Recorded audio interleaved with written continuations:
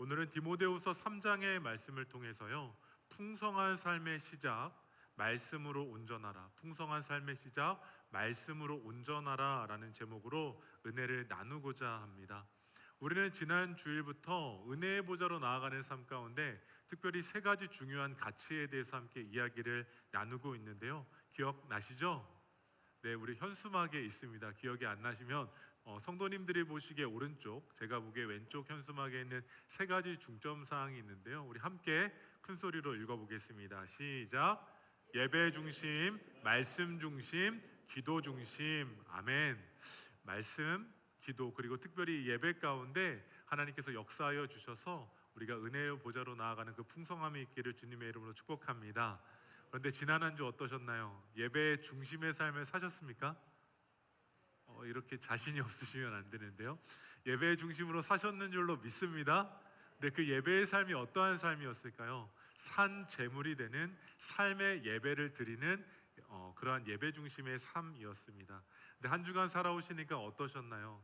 산 제물의 삶으로 산다는 것 쉬웠을까요? 어려웠을까요? 너무나 어려웠습니다. 왜냐하면 내가 죽고 예수로 살아가는 그 예배의 삶을 산다는 것은 결코 쉽지 않기 때문입니다. 그리고 쉽지 않았던 이유는 너무 많습니다. 왜냐하면 우리의 삶에 산적해 있는 문제와 어려움이 있기 때문이고요, 그 문제와 어려움이 뭔가 좀 해결된 것 같은데 또 계속해서 이어지고, 뭔가 좀 이제 끝난 것 같은데 날마다 더해지는 어려움 때문에 은혜로 살아가는 것이 참 힘들다라는 겁니다. 뭔가 좀 건강이 좀 회복된 것 같은데도 시간이 지나고 나면 또 이곳이 아프고, 또 회복된 것 같은데도 이곳이 아픈 그러한 어려움들이 우리의 삶에 있기 때문에 늘 걱정과 한숨이 우리 가운데 있다라는 겁니다. 그러면서 우리는 이런 생각을 합니다. 풍성한 삶을 살아가고 은혜의 보좌로 나아가는데 내 삶은 왜 이렇게 어렵지라는 의문을 가질 때도 있고요, 질문을 하게 될 때도 있다라는 겁니다. 하지만 분명히 기억하셔야 될 한 가지가 있습니다. 풍성한 삶이라는 것은요, 문제가 없고 어려움이 없고 걱정과 고민이 없는 삶을 의미하는 것이 아닙니다. 풍성한 삶을 살아간다는 것은요, 어떠한 상황 가운데서도 우리의 믿음의 중심이 흔들리지 않고 무너지지 않는 삶을 의미하는 겁니다. 풍성한 삶을 살아간다는 것, 우리 가운데 은혜가 있고 능력이 있고 성령의 충만함이 있기 때문에 때로는 감당 못할 시험이 찾아오는 그 순간에도 넘어지거나 실패하는 것이 아니라 우리가 넉넉히 소망으로 걸어갈 수 있는 삶이라는 것이죠. 그렇다면 풍성한 삶을 살아가고 계십니까? 아이고야, 풍성한 삶을 살아가고 계십니까? 바라기는 풍성한 삶을 살아가기를 축복합니다. 근데 그 풍성한 삶이요, 물질적인 풍성함을 기대하는 경우가 너무 많다라는 거예요. 물질적으로만 더해지는 것이 풍성함이다라고 오해하는 경우가 있다라는 겁니다. 하지만 분명한 것은요, 우리가 생각하는 물질의 풍성함이 아니더라도, 우리가 생각하는 건강의 풍성함이 아니더라도, 우리가 생각하는 가정과 사업과 일터의 풍성함이 아니더라도 하나님께서 우리 가운데 은혜 주실 때에, 우리가 은혜의 보좌로 나아갈 때에 우리의 삶만큼은, 우리의 영혼만큼은 풍성하게 열매 맺을 줄로 믿습니다. 그래서 우리는요, 흔들리더라도 실망하지 않고 오늘 말씀의 제목처럼 말씀으로 온전하여져야 됩니다. 우리가 말씀으로 온전해질 때 어떠한 상황 중에도 우리는 풍성할 수 있기 때문입니다. 우리가 어떠한 상황 중에도 말씀으로 온전하여질 때 그 말씀이 능력이 있고 말씀이 힘이 있기에 우리는 승리하는 삶을 살게 될 줄로 믿습니다. 근데 풍성한 삶 가운데 아멘으로 응답하지 못한 이유는 뭐냐면요, 사실 그 풍성한 삶이라는 게 막연하기 때문입니다. 말씀으로 온전하여지면 풍성해진다라고 이야기하지만 말씀으로 온전해지고 그 온전함 가운데 풍성함이 그저 막연한 이야기처럼 우리 가운데 들려지기 때문입니다. 그래서 오늘 본문의 말씀을 보면 바울이 자신의 영적인 아들과도 같았던 디모데에게 말씀으로 풍성해지는 것이 무엇인지를 말해주고 있는데요, 다 함께 본문 14절의 말씀을 함께 읽어보도록 하겠습니다. 본문 14절의 말씀 우리 한 목소리로 함께 읽겠습니다. 그러나 너는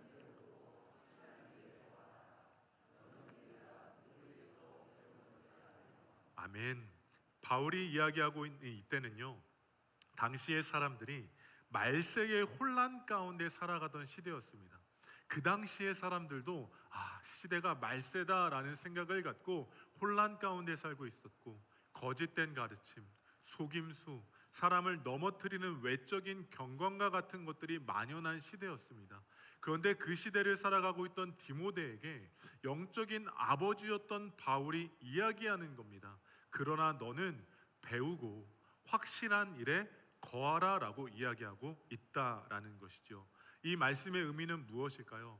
디모데, 너만큼은 시대가 타락하고 있고 말세 가운데 혼란해져 가고 있고 거짓과 속임수와 외적인 경건이 만연해져 있는 그 시대 가운데서도 다른 삶을 살아가라는 겁니다. 어떠한 삶입니까? 배우고 확신한 일에 거하라고 이야기하고 있다라는 거죠. 그렇다면 배우고 확신한 것은 무엇일까요? 이어지는 15절 말씀을 보면요, 디모데는 어렸을 때부터 성경을 배워왔습니다. 하나님의 말씀을 어렸을 때부터 배워왔다라는 것이죠.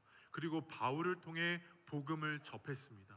바울이 이야기합니다. 시대가 혼란스럽고 시대가 어렵고 시대가 죄 가운데 있지만 그러나 너는 말씀 가운데, 복음 가운데 거하는 삶을 살아가야 된다라고 영적인 교훈을 주고 있는 겁니다.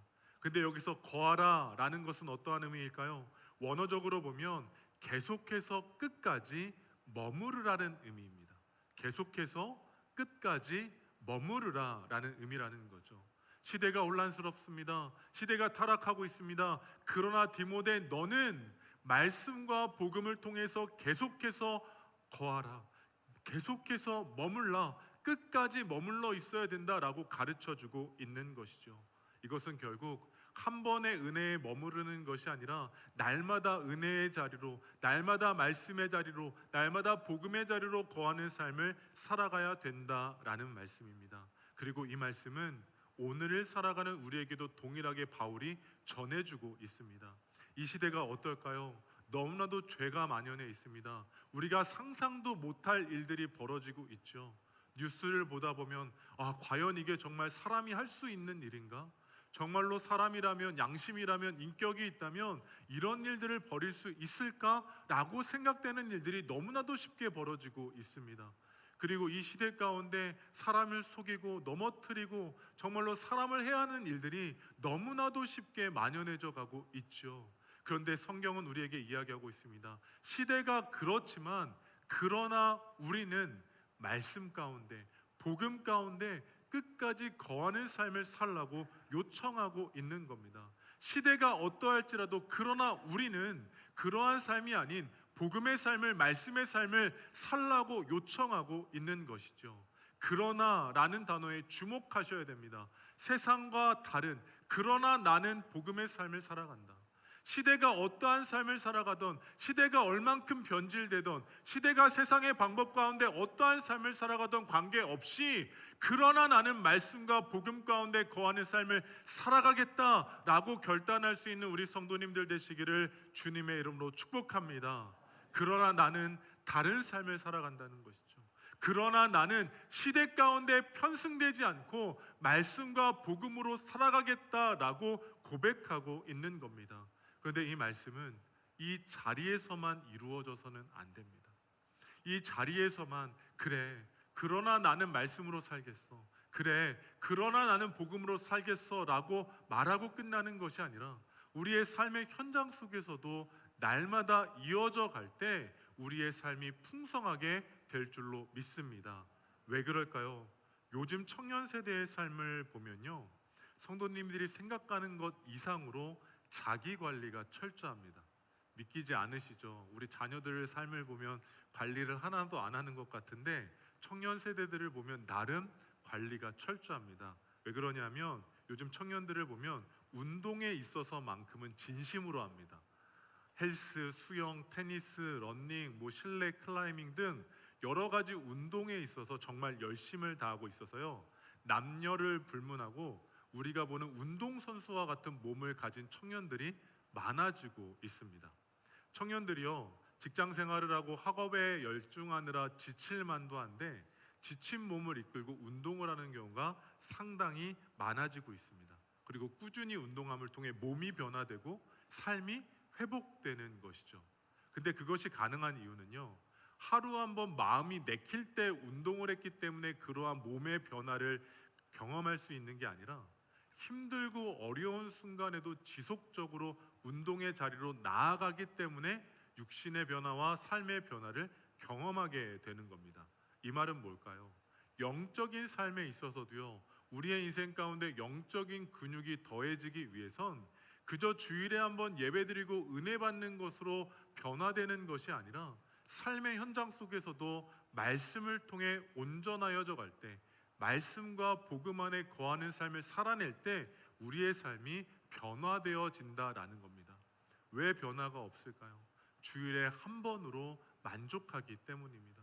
주일에 한 번 은혜 받은 것으로 충분하다라고 생각하기 때문입니다. 그러나 변화가 시작되기 위해선 주일 한 번의 예배만이 아니라 매일의 삶 속에서 말씀으로 온전하여질 때, 말씀과 복음 안에 날마다 거하는 삶을 살 때 우리의 삶이 이전과 다른 영적인 성장과 성숙과 우리의 삶의 변화가 시작되어질 줄로 믿습니다.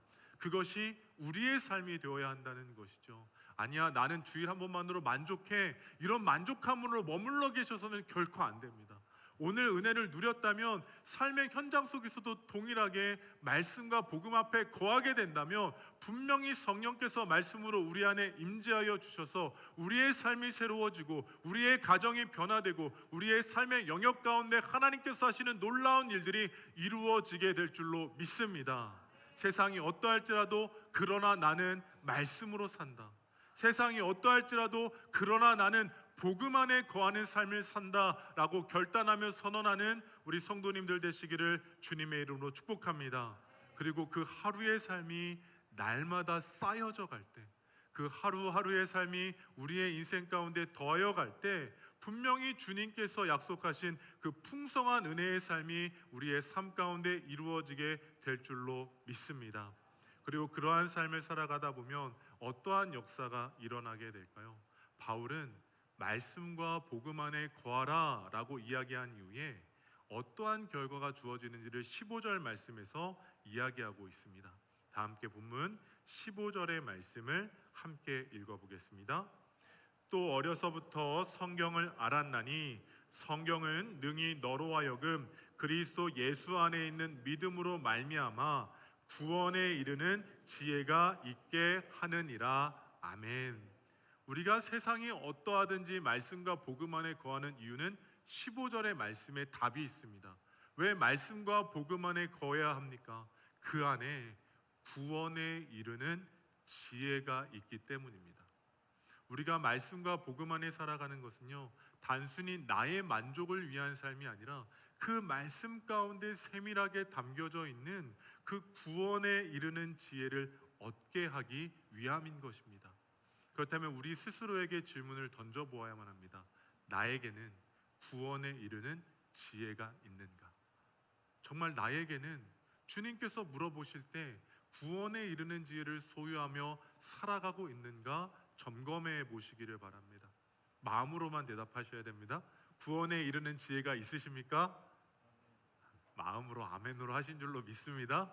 그 구원에 이르는 지혜가 있어야 합니다. 그런데요, 바울이 디모데를 통해서 디모데에게 이야기하고 있는 것은 이겁니다. 그 가치가 더 중요하다라는 겁니다. 세상이 어떠하든지 그러나 나는 복음과 말씀으로 살겠다라고 하는 건 그 말씀 속에 담겨 있는 구원의 지혜가 얼마나 가치 있는 것인지를 알기 때문이다라는 것이죠. 우리에게도요, 말씀을 묵상하는 가운데 구원에 이르는 지혜의 그 가치가, 그 귀한 것이 고백되어져야만 합니다. 성경을 말하고 가르치고 전하는 복음 안에 머물러 있음을 통해서 우리가 우리를 향해 구원의 역사를 이루어 가신 그 복음이 우리 가운데 지혜로 더해져야만 한다라는 것이죠. 그런데 목회를 하면서 참 안타까운 것 중에 하나는 이겁니다. 많은 성도님들께서요, 말씀을 읽는 일 가운데는 열심을 내고 계시지만 그 말씀 속에서 구원과 복음의 지혜를 발견하는 일들이 더디다라는 겁니다. 말씀을 읽는 것만큼 구원과 복음의 지혜를 얻어내는 것들이 많이 있지 않다라는 거예요. 왜 그럴까요? 성경을 읽음에 있어서 그저 말씀에 기록된 내용의 습득을 목적하기 때문입니다. 무슨 말일까요? 성경을 보면서 그저 글로, 책으로만 읽는 경우가 많다라는 것이죠. 그러나 성경을 읽을 때는요, 단순히 다른 책들을 읽는 것처럼 글을 읽으며 지식을 습득하는 과정이 아닙니다. 성경을 읽는다라는 것은요, 우리의 관점으로 이 지식을 습득하는 게 아니라 성경을 읽는다는 것은 하나님 나라의 관점과 복음의 관점을 통해 이 말씀이 나에게 무엇을 이야기하고 있는지, 이 말씀을 통해 하나님께서 나에게 주시는 음성은 무엇인지, 이 말씀을 통해 주님께서, 성령께서 우리 가운데 복음으로 살아가는 삶의 방향성이 무엇인지를 알고 깨달아야 합니다. 그것이 성경을 읽는 것이고, 그것이 말씀을 묵상하는 겁니다. 그래서 우리에게는요, 성경을 읽는 인생이 아니라 성경을 묵상하는 삶으로 나아가야 합니다. 성경을 볼 때 그저 글로서만 받아들이는 것이 아니라 하나님 나라의 관점으로, 복음의 관점으로 묵상하는 시간을 가져야 한다라는 것이죠. 그럴 때 주님의 음성이 들려집니다. 말씀을 통해서, 기록된 계시를 통해서 우리 가운데 하시는 주님의 일하심이 무엇인지를 깨달아 알아갈 수 있는 것이죠. 바라기는 때로는 상처 입은 영혼, 때로는 아픔 가운데, 때로는 시험과 위기 가운데 처해 있다면 말씀을 피고 묵상하는 우리가 되어지기를 소망합니다. 우리가 말씀을 깊이 묵상해 가실 때 나는 비록 어려운 상황 가운데 있지만 말씀을 통하여 주시는 주님의 은혜를 우리가 누리게 될 줄로 믿습니다. 우리가 너무나 힘겹고 어려운 시간을 살아가고 있지만 말씀을 펴서 그 말씀을 깊이 묵상해 갈 때 하나님께서, 성령께서 우리에게 주시는 그 위로함을 경험하게 될 줄로 믿습니다. 또한 우리의 영혼이 지쳐 있습니까? 정말로 뜨거웠던 그 열정을 잃어버렸습니까? 그렇다면 말씀을 묵상하는 가운데 주님께서 성령의 충만함을 우리 가운데 부어주심을 통해 우리가 살아가야 될 삶의 방향성과 비전과 또 다른 인생의 길을 깨달아 알아가는 지혜를 허락하여 주실 줄로 믿습니다. 그러니 두려워하거나 염려하는 것이 아니라 말씀 가운데 길을 찾는 인생이 되어져야 합니다. 말씀을 읽고 끝나는 것이 아니라 말씀 속에 담겨있는 그 묵상의 깊이를 통해서 주님의 음성을 듣고 주님께서 우리의 삶을 인도하시는 그 길 가운데 순종하며 살아갈 수 있는 우리 성도님들 되시기를 예수님의 이름으로 축복합니다.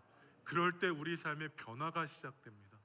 말씀 가운데 거하고 말씀 속에서 구원에 이르는 지혜를 얻게 되면 우리의 삶이 변화됩니다. 그런데 그 변화는요, 우리가 생각하는 것과는 다른 정말 놀라운 변화인데요, 그 변화에 대해서 16절과 17절에서는 이렇게 말하고 있습니다. 다 함께 16절과 17절의 말씀 함께 읽겠습니다. 모든 성경은 하나님의 감동으로 된 것으로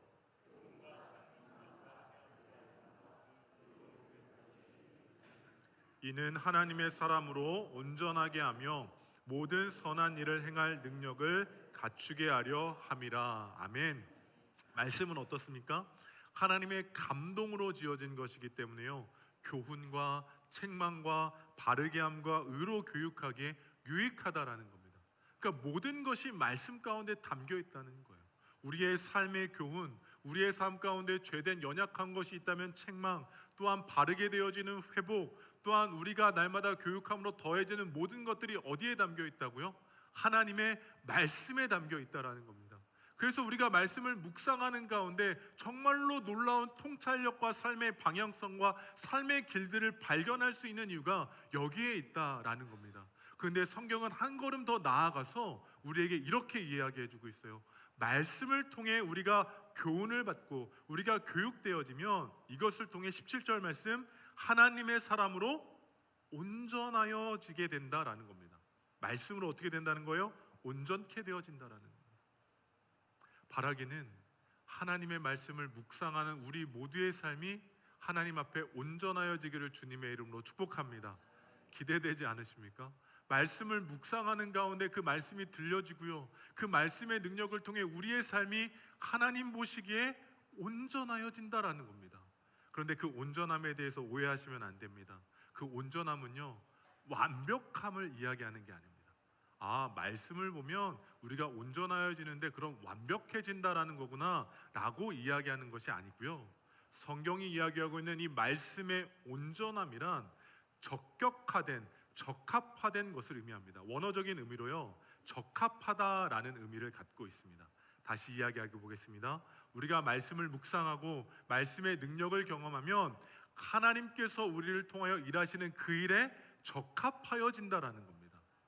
연약한 우리의 인생, 죄된 인생이 말씀의 능력을 통하여 새로워지고 성장하게 되고 성숙함을 통해 하나님께서 우리 교회를 통하여 이루어질 그 일 가운데 우리의 삶이 적합하여지는 것이고, 하나님께서 우리의 가정 가운데 놀라운 회복을 이루어 가시는 그 일 가운데 우리의 삶이 적합하여져 간다라고 약속해 주고 있는 겁니다. 바라기는 여전히 연약하지만, 여전히 부족하지만, 여전히 우리 가운데는 늘 결핍되어져 있지만, 말씀을 묵상함을 통하여 말씀이 완전하게 하는 놀라운 회복과 놀라운 새 역사가 우리의 삶 가운데 이루어지기를 주님의 이름으로 축복합니다. 그때 어떤 변화가 일어난다는 거예요? 하나님께서 하시는 일들에 내 인생이 적합하여 간다라는 겁니다. 그런데 그것에는 성숙과 성장만 있는 것이 아니라 때로는 다듬어져 가는 그러한 온전함도 있습니다. 적합하여져 가기 위해서는요, 우리의 삶이 다듬어져 가야만 합니다. 우리의 안에 뭐가 있습니까?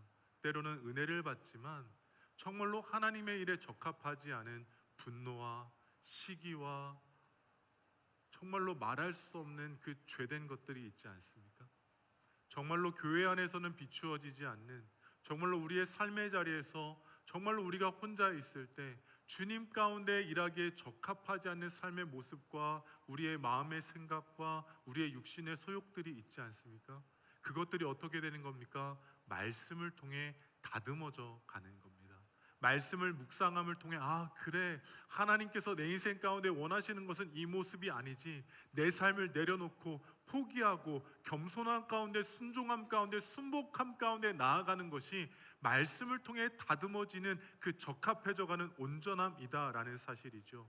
바라기는 우리가 날마다 말씀을 묵상함을 통하여 완벽함이 아니라 성숙함과 성장함과 다듬어져가는 그 과정 가운데 순종할 수 있는 우리 성도님들 되시기를 예수님의 이름으로 축복합니다. 그 다듬어져 가는 것, 때로는 고통스러울 수도 있습니다. 다듬어져 가는 그 과정이 때로는 우리의 육신으로는 버티기 어려울 수도 있습니다. 그러나 분명한 것은 무엇일까요? 소망이 있는 것은 무엇일까요? 그 고통과 그 어려움의 과정을 말씀을 묵상하며 감당하다 보면 결국은 하나님께서 우리 가운데 이루실 그 새 역사 가운데 적합한 인생으로, 온전한 인생으로 우리가 다시금 세워지게 된다라는 사실입니다.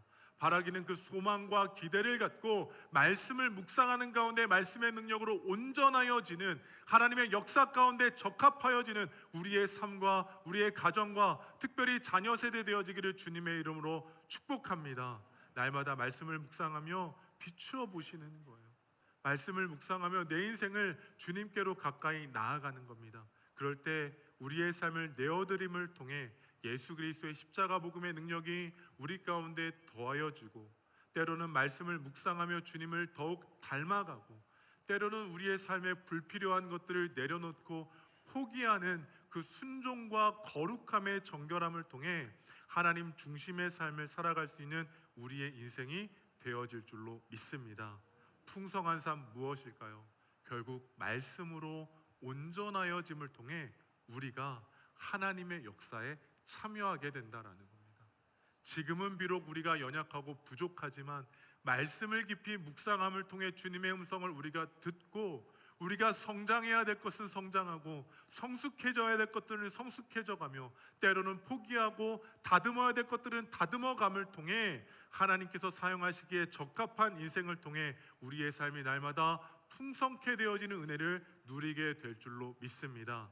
바라기는 말씀을 묵상하는 가운데 우리의 인생만이 아니라 우리의 가정과 특별히 다음 세대 자녀들의 인생을 통하여 중보할 수 있는 우리 성도님들 되시기를 부탁을 드립니다.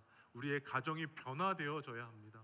우리의 다음 세대가 새로워져야만 합니다. 무엇을 통해서요? 말씀을 통해서요. 복음을 통해서요.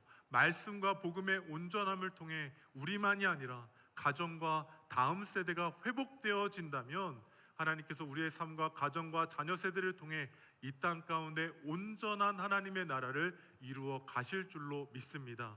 그 하나님의 영광스러운 사역 가운데 동참하고 그 영광스러운 하나님의 사역 가운데 쓰임 받는 우리 성도님들과 가정과 사업장과 자녀가 되기를 주님의 이름으로 축복합니다.